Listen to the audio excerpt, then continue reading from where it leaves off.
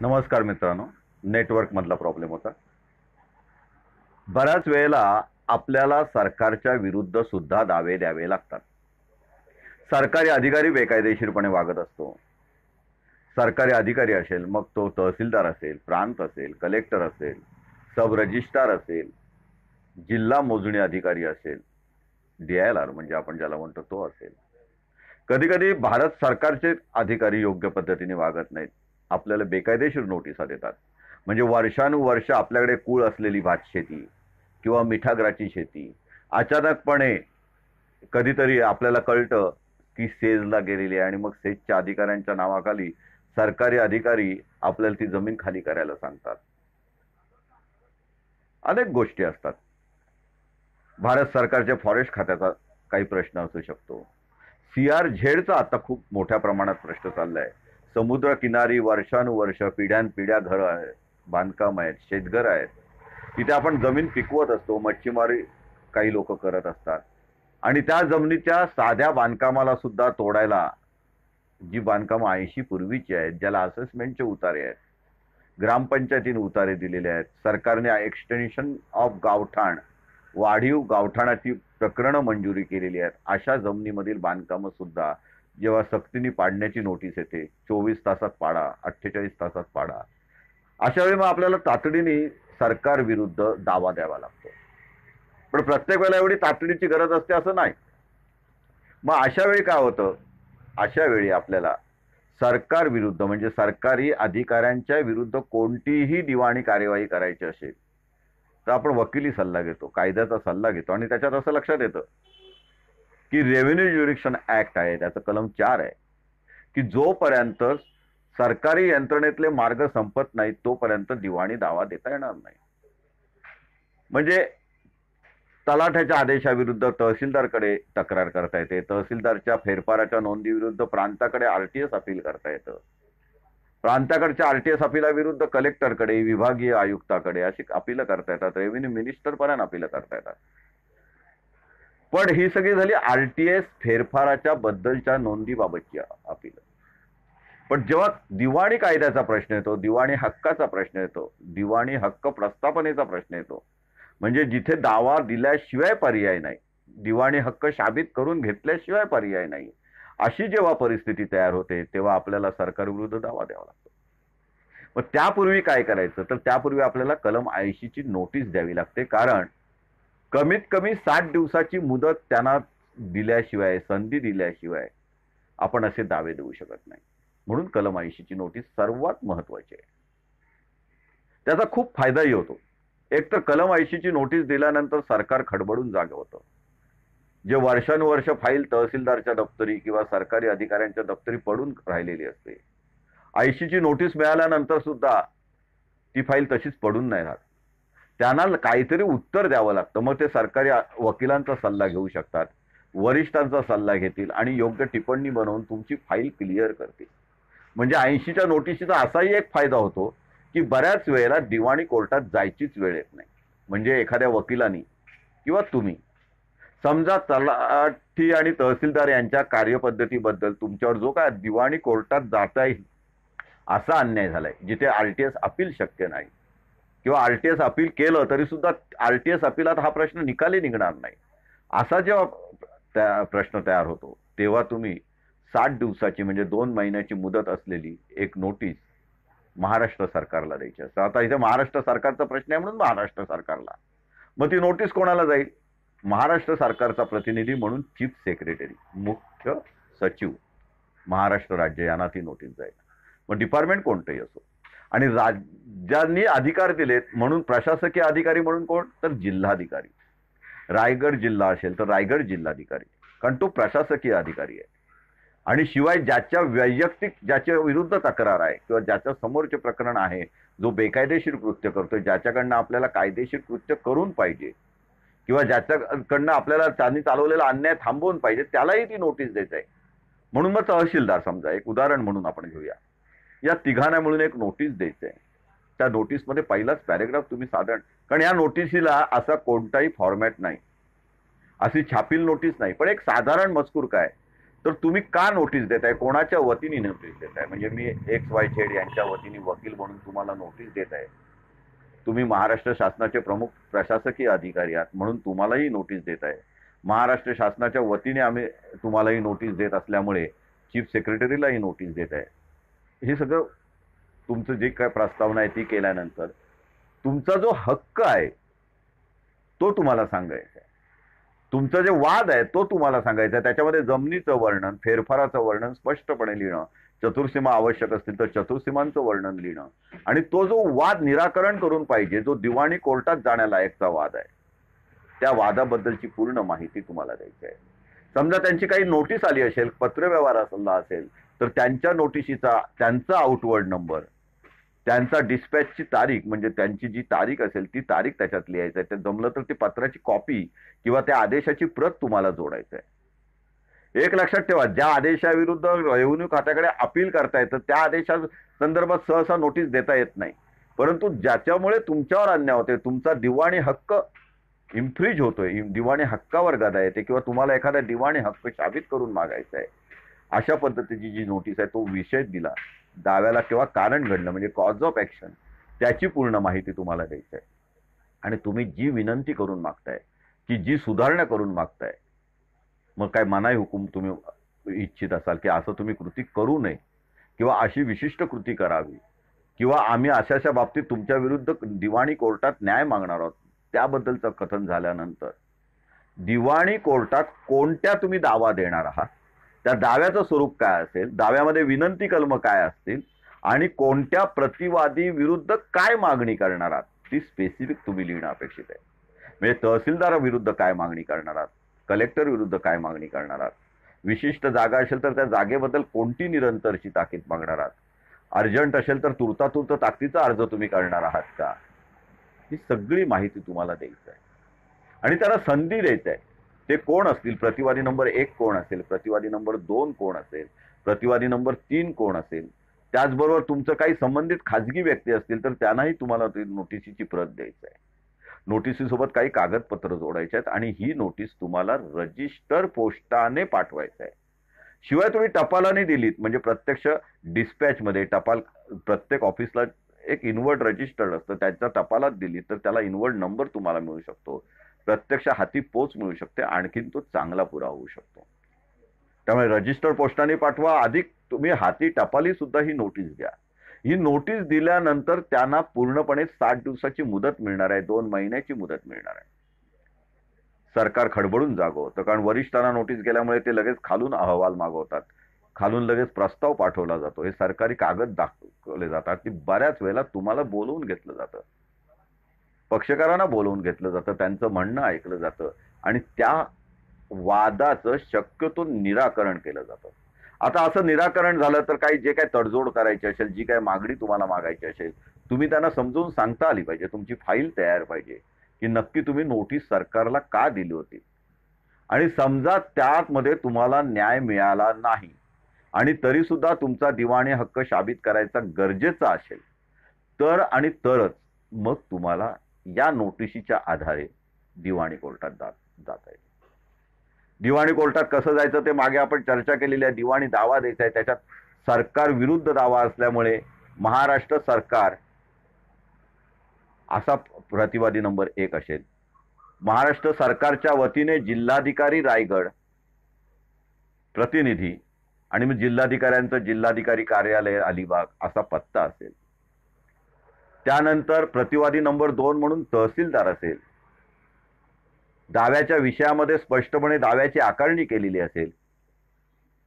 तुम्ही जो दावा निरंतरचे ताकदीचा दिलेला आहे, दावा मनाई हुकमाचा दिलेला आहे, दावा डिक्लरेशनचा आणि नुकसान भरपाईचा दिला असेल त्याप्रमाणे टायटल दिलेलं असतं. नोटिशीतला मजकूर प्रमाणे साधर्म्य असलेला मजकूर म्हणजे वाद स्पष्ट करणारा मजकूर, मिळकतीचं वर्णन, वादाचं वर्णन, वादाचा विषय हा पूर्णपणे स्पष्टपणे प्लीडिंगमध्ये म्हणजे दाव्याच्या प्लेंटमध्ये तुम्हाला लिहायला लागतो. त्याला योग्य तो स्टॅम्प लागतो. दावा तो मुदतीत दाखल केला पाहिजे. आता हा दावा दाखल जेव्हा तुम्ही करता तेव्हा समजा घाई असेल की आज तुम्हाला 60 दिवसाची मुदत म्हणजे 60 दिवसाची नोटीस द्यायची पण शक्यता नाही, तर तुम्हाला तसा सकृत दर्शनी पुरावा तयार करायला लागेल की माझे CRZ खालचे 80 सालापूर्वीचं घर होतं. हायकोर्टाने स्टे दिलेला आहे दुसऱ्या पॅरलर प्रकरणामध्ये, तरी सुद्धा कलेक्टर रायगड किंवा तहसीलदार अलिबाग हे सक्तीने केवळ 24 तासाची नोटीस देऊन माझी जागा बिनशेती आहे, समुद्र किनाऱ्यापासून 500 मीटरच्या पलीकडे आहे, मी त्या झोनमध्ये सुद्धा कायदेशीरपणे येत नाही, यापूर्वी दिलेली नोटीस बेकायदेशीर मी ठरवून घेतलेली आहे कलेक्टरकडनं, तरी सुद्धा पुन्हा ही नोटीस आलेली आहे, माझ्यावर बेकायदेशीर नोटीस बजावण्यात आलेली आहे आणि आजूबाजूची घरं पाडण्याच्या गोष्टी सुरू झालेल्या आहेत, त्यांनी जमवाजमव केलेली आहे, म्हणून तातडीने कोर्टात येतोय असं सांगून ॲफिडेव्हिट देऊन, प्रतिज्ञापत्र देऊन, सकृत दर्शनी पुरावे देऊन तुम्हाला ती नोटीस वेव करून घेता येते. म्हणजे जी 80ची ही नोटीस सक्तीची आहे ती सवलत तुम्हाला मेहरबान कोर्टाकडनं घ्यायची असते. कोर्ट त्याच्यावर पहिलं हिअरिंग घेतं आणि तुमचा दावा सरकार विरुद्ध असल्यामुळे जो कोण सिनियर डिव्हिजन म्हणजे वरिष्ठ स्तर दिवाणी न्यायाधीश असेल तो पहिली ती नोटीस वेव करेल, तशी तो लेखी आदेश करेल की तातडीचे स्वरूप बघता या कामी कलम 80 CPC खाली आवश्यक असणारी नोटीस देण्याची गरज नाही आणि मी दावा दाखल करून घेतोय. आणि अशा वेळी तुम्हाला सरकारला तातडीने नोटिसा बजवायला लागतात, समन्स बजवायला लागतात. सरकारचे प्रतिनिधी म्हणजे जिल्हा सरकारी वकील असेल किंवा सहाय्यक जिल्हा सरकारी वकील असेल तो हजर होतो, तहसीलदार कलेक्टर जे कोण असतील ते हजर होतात. या दरम्यानच्या काळात जर तुम्हाला अति तातडीची गरज असेल तर पुन्हा ऑर्डर 39 आहे, त्यामध्ये एक्स पार्टी इंजंक्शन, तसंच काही कारण असेल, विशिष्ट घटना घडली असेल, तितकी तातडीची गरज असेल तर तुम्हाला एक्स पार्टी इंजंक्शन सुद्धा घेता येतं. पण सहसा सरकार विरुद्ध कोर्ट रिलक्टंट असतं. सहसा कोर्ट तसेच काही कारण नसतील तर एकतर्फी तात्पुरता तुर्ता ताकदीचा मनाई हुकूम देत नाही. याचा अर्थ द्यायची तरतूद नाही असं नाही, कोर्टाला डिस्क्रिएशन आहे. जरी कायद्यात तरतूद असेल तरी सुद्धा डिस्क्रिएशन आहे. आणि न्यायाची बाजू मांडण्याकरता तुमच्या वकिलांनी सक्षमपणे काय तातडीची गरज आहे, तुमच्यावर काय अन्याय होतोय, सरकारी अधिकारी बेकायदेशीर कसे वागतायत, याबद्दल तुम्ही भाष्य करू शकता, प्रतिज्ञापत्र देऊ शकता, आणखी काही पुरावे देऊ शकता, सपोर्टिंग एव्हिडन्स देऊ शकता. हे सगळं महत्वाचं आहे, कारण सरकार विरुद्धचा दावा हा पुढे टिकला पाहिजे. कारण सरकार आल्यानंतर पुन्हा 9चा अर्ज येतोच बहुतेक वेळेला की मेहरबान कोर्टाला याच्यात ज्युरिडिक्शन नाही, अधिकार क्षेत्र नाही. 7-11चा अर्ज येतो की हा दावाच बेकायदेशीर आहे, हा दावा या कोर्टापुढे चालू शकत नाही, या कारणाकरता हा दावा चालू शकणार नाही, फेटाळण्यास पात्र आहे. अनेक गोष्टी आहेत. ह्या सगळ्या अडचणी गृहीत धरून न्यायालय विचार करत असतं की खरंच न्यायालयाला तो अधिकार आहे का, सरकारविरुद्ध दावा घेऊ शकतं का न्यायालय, तशीच तातडीची गरज आहे का, आणि याच्यामध्ये कोणता सिव्हिल नेचरचा वाद आहे का, म्हणजे दिवाणी स्वरूपाचा काही इथे वाद निर्माण झालेला आहे की जेणेकरून दिवाणी कोर्टाला दखल घेतली पाहिजे. कारण शेवटी सरकारी अधिकाऱ्यांना संरक्षण आहे. अनेक सरकारी रेव्हेन्यू ऍक्ट असतील किंवा अनेक जे सरकारच्या बाजूचे कायदे आहेत, अधिनियम आहेत, त्याच्यामध्ये एक क्लॉज असतो की सरकारी अधिकाऱ्याने घेतलेल्या ऍक्शन विरुद्ध दिवाणी दावा करता येणार नाही.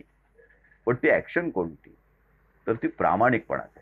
एखादा तहसीलदार एखादा कलेक्टर जर बेकायदेशीरच कृती करत असेल तर दावा द्यावाच लागतो. मिठागरांच्या बाबतीत अनेक दावे जिल्हा न्यायालयात किंवा सिनियर डिव्हिजनकडे महाराष्ट्रात किनारपट्टीवर पेंडिंग आहे. कारण मिठागराची जमीन एकाची होती, त्याचे कुळ म्हणून लागले. कधीतरी भारत सरकारच्या सॉल्ट डिपार्टमेंटनी त्यांच्याकडनं करार करून घेतले आणि त्या आधारे नंतर ती जागा परस्परपणे SEZला दिली असेल किंवा एखाद्या खाजगी उद्योगाला दिली असेल आणि तो उद्योग सक्तीने ही मिठागर बंद करत असेल तर मिठागर वाल्यांना दावा देण्याशिवाय पर्याय नसतो. पण हे झालं, आपण देतो सरकार विरुद्धचा दावा, म्हणजे महाराष्ट्र सरकार किंवा भारत सरकार. भारत सरकार असेल तर युनियन ऑफ इंडिया यांच्या नावाने ते दावे होतात, त्यांच्या वतीने चीफ सेक्रेटरी आणि मग ते कोण डेप्युटी कमिशनर असतील त्या डिपार्टमेंटचे, सॉल्ट डिपार्टमेंट फॉरेस्ट डिपार्टमेंट असेल तर फॉरेस्ट डिपार्टमेंट, त्यांनाही पार्टी करता येतात. पण रेव्हेन्यू ज्युरिडिक्शन ऍक्टच्या तरतुदी मात्र तुम्ही लक्षात घेतल्या पाहिजेत. याच्यासाठी कलम 80ची नोटीस महत्वाची आहे. याच्यासाठी त्या कायद्यात किंवा त्या डिपार्टमेंटला जे न्याय म्हणजे काय कार्यपद्धती दिली असेल, अपिलाची दिली असेल, रिव्हिजनची दिली असेल, चौकशी अर्जाची दिली असेल, तिथे तुम्ही आधी चौकशी अर्ज केले पाहिजे. उठसूट तुम्ही आलात आणि दिवाणी कोर्टात गेलात तर नंतर तांत्रिक अडचणी येऊ शकतात. म्हणून सरकार विरुद्धच्या दाव्यात अत्यंत काळजीपूर्वक काम करणं आवश्यक आहे. तुमच्याकडे जो पुरावा आहे तो प्रामाणिकपणे ॲफिडेव्हिट सहित दाखल करणं, कागदपत्रांची यादी दाखल करणं आणि एकदाच तो पुरावा दाखल करणं. कारण शेवटी सरकार पक्षाला सुद्धा त्यांची म्हणणं मांडण्याची गरज असते. अनेक सरकार विरुद्धचे दावे अनेक दिवाणी न्यायालयात पेंडिंग आहेत. अनेक दावे सरकार विरुद्ध निकाली सुद्धा लागलेले आहेत. अर्थात सरकारी दावे म्हटलं थोडे स्लो चालतात, कारण सरकारी वकील, सरकारी यंत्रणा हलवायला लागते. पण जेव्हा एखादा तहसीलदार स्वतःच्या नातेवाईकासाठी दुसऱ्याच्या खाजगी जमिनीतून सार्वजनिक कामाच्या नावाखाली स्वतःच्या नातेवाईकांना जर वहिवाटीचा सक्तीने रस्ता देत असेल, मामलेदार ऍक्ट खालचा दावा नसताना सुद्धा हुकूमनामा करत असेल आणि अक्षरशः कायदा हातात घेत असेल, तर अशा तहसीलदार विरुद्ध दावा द्यायलाच लागतो. कारण तहसीलदार कायदा हातात घेतोय, तहसीलदार सकृत दर्शनी बेकायदेशीर वागतोय, सरकारी अधिकाराचा तो गैरवापर करत आहे. त्याला जे अधिकार नाहीत, दिवाणी कोर्टाचे अधिकार तो वापरत आहे. हम करसो कायदा अशा गोष्टी तो करत आहे. अशा वेळी तहसीलदारला धडा शिकवायला लागतो. कारण तहसीलदारला कलेक्टर आणि प्रांत हे सेव्ह करत असतात, बचावत असतात. त्यांच्याकडे जर आरटीएस अपील केलं, मामलेदार ऍक्ट खालचं अपील केलं, तर ते अपीलच हे स्वीकारत नाहीत. आणि मुळातच मामलेदार ऍक्ट खालचं प्रकरण दाखल नसताना तहसीलदार जेव्हा सुमोटो अशी कार्यवाही करतो, हे एक उदाहरण झालं. अनेक गोष्टी आहेत. बांधकाम खात्यात किंवा पाटबंधारे खात्यात अनेक बेकायदेशीर गोष्टी होत असतात, जिथे तक्रार म्हणजे डिपार्टमेंटल एन्क्वायरी किंवा काही गोष्टी न करता डायरेक्ट आपण दिवाणी कोर्टात जाऊ शकतो, दिवाणी कोर्टातून न्याय मागू शकतो. तेथेही 80ची नोटीस अत्यंत उपयोगी पडते. त्यामुळे 80ची नोटीस देण्यापूर्वी तुम्ही अक्षरशः 10 वेळा विचार करा. आधी माहितीच्या अधिकारात सर्व कागदपत्रे जमवा. 80ची नोटीस आणि माहितीचा अधिकार हा पूर्णपणे वेगळ्या गोष्टी आहेत. माहितीच्या अधिकारात तुम्हाला पुरावे गोळा करता येतील, कागदपत्र गोळा करता येतील, माहिती गोळा करता येईल. परंतु त्या माहितीचं विश्लेषण करून सरकारी अधिकारी नेमका बेकायदेशीर कसा वागतोय, त्याच्या अधिकार क्षेत्राबाहेर जाऊन कसा वागतोय, दिवाणी कोर्टाचे कामकाज तो कसा स्वतः चालवायला बघतोय किंवा स्वतः कोणावर तरी कसा अन्याय करतोय, तुमचे मूलभूत हक्क कसे नष्ट करायला बघतोय, तुमच्या मालकी हक्कावर कशी गदा आणतोय, तुमच्या वहिवाटीच्या हक्कावर कशी गदा आणतोय, किंवा सार्वजनिक काही प्रश्न असतात त्याच्या खालचे 180 खालचे दावे असतात, त्याच्यामध्ये सरकारला पक्षकार करावा लागतो. आणि त्यामुळे ही 80ची नोटीस अत्यंत महत्वाची ठरते. सरकारला पक्षकार करणं दाव्यात महत्वाचं ठरतं. सरकारला समन्स बजावता येतं, नोटीस बजावता येते. सरकारच्या वतीने सरकारी वकिलांवर सुद्धा वेळप्रसंगी नोटीस बजावता येते, समन्स बजावता येतं. सरकारी अधिकाऱ्यांना रजिस्टर पोस्टाने नोटीस पाठवता येते. उद्या जर सरकारी अधिकारी आलेच नाहीत, सरकारी वकिलांनी आपलं म्हणणंच वेळेत मांडलं नाही, तर त्यांनाही कायदा सारखा आहे. त्यांच्या विरुद्ध सुद्धा नो WS म्हणजे विना कैफियत सुनावणीचा हुकूम होऊ शकतो. त्यांच्या विरुद्ध सुद्धा एकतर्फी सुनावणीचा हुकूम होऊ शकतो. त्यांच्या विरुद्ध सुद्धा डिक्री होऊ शकते. त्या डिक्रीला त्यांनी वेळेत चॅलेंज केलं नाही, हुकूमनाम्याला किंवा निकालपत्राला योग्य मुदतीत त्यांनी अपिलात गेले नाहीत, तर तुम्ही दरखास्त दाखल करू शकता. अनेक कामात कलेक्टरची खुर्ची सुद्धा जप्त झालेली आहे. ती नामुष्की सुद्धा कलेक्टरवर आलेली आहे. कारण सरकार हा पक्ष होता. दिवाणी कामात त्यांनी दुर्लक्ष केलं, दिवाणी कोर्टाच्या हुकूमनाम्याचा अवमान केला, पैसे भरले नाहीत, पैसे वसूल होणं महत्वाचं होतं. नाईलाज म्हणून कलेक्टरची खुर्ची सुद्धा जप्त झालेली आहे. ती नॉमिनल अटॅचमेंट असते, पण अशी खुर्ची जप्त झाल्यानंतर नाचक्की होते, बातम्या येतात, पेपरबाजी होते आणि 12 तासाच्या आत तुमचे पैसे वसूल होतात. त्यामुळे काही वेळेला जिथे गरज आहे तिथे खाजगी व्यक्तींबरोबर सरकारी अधिकारी जिथे इन्व्हॉल्व असतील, तिथे सरकार पक्षाला सुद्धा म्हणणं देण्याची संधी देण्यासाठी पहिली नोटीस देणं आणि त्यानंतर दाव्यात सुद्धा त्यांना आवश्यक पक्षकार करणं हे अत्यंत महत्वाचं आहे. हे महत्वाचं असतानाच त्या अधिनियमाची पहिली तरतूद बघणं हे सुद्धा महत्वाचं आहे. त्या अधिनियमात सरकार पक्षांनी जर प्रामाणिकपणे काम केलं असेल तर मात्र असे दाव्याला तांत्रिक अडचण येऊ शकते. उद्या ज्युरिडिक्शनचा अधिकार क्षेत्राचा प्रश्न निर्माण होऊ शकतो. म्हणून ह्या गोष्टी थोड्या वकिलांच्या सल्ल्याने करता येण्यासारख्या आहेत. तुम्ही माहितीच्या अधिकाराचे चांगले कार्यकर्ते असाल, तुम्ही सामाजिक कार्यकर्ते असाल, तर तुम्ही वकिलांची मदत न घेता कायद्याचा अभ्यास करून, अधिनियमाचा अभ्यास करून सुद्धा 80ची नोटीस देऊ शकता. पुन्हा एकदा सांगतो, 80च्या नोटिशीला कोणताही असा फॉर्मॅट नाही फक्त आवश्यक त्या घटना, आवश्यक त्या तरतुदी, काय एक बेकायदेशीर कृत्य केलं आहे, तुम्हाला नक्की काय पाहिजे आणि वेळ आली तर उद्या दावा कोणाविरुद्ध कशासाठी देणार, किती रुपयाचा देणार, त्याच्यात काय मागणी करणार, कोणाविरुद्ध मागणी करणार, कोणाला काय प्रतिवादी करणार, याबाबत मात्र स्पष्टता पाहिजे. एवढंच लक्षात ठेवा. आज आपण इथेच थांबूया. पुन्हा भेटूया अशाच एखाद्या चांगल्या विषयावर. सरकार विरुद्धचे, मग ते महाराष्ट्र सरकार विरुद्धचे दावे असतील किंवा भारत सरकार विरुद्धचे दावे असतील, तर ते दावे शेवटचा उपाय म्हणून विनंत्या केल्यानंतर, चौकशी अर्ज केल्यानंतर 80ची नोटीस दिल्यावरच शक्यतो द्या. पण तशीच तातडीची गरज असेल तर 80ची नोटीस सुद्धा वेव करता येते. ती नोटीसची का गरज आज लागत नाही किंवा ती नोटीस न देता आम्हाला का तातडीने दावा द्यावा लागतोय, हे सुद्धा तुम्ही सिद्ध करा. अनेक वेळा दिवाणी कोर्ट सरकार विरुद्ध तात्पुरते मनाई हुकूम सुद्धा देतं, हे लक्षात ठेवा. केवळ नकारार्थी विचार न करता आपण सरकारकडनं दिवाणी न्यायालयामार्फत चांगली कामं करून घेऊ शकतो, याबद्दल आत्मविश्वास ठेवा. जय हिंद, जय महाराष्ट्र. थँक्यू.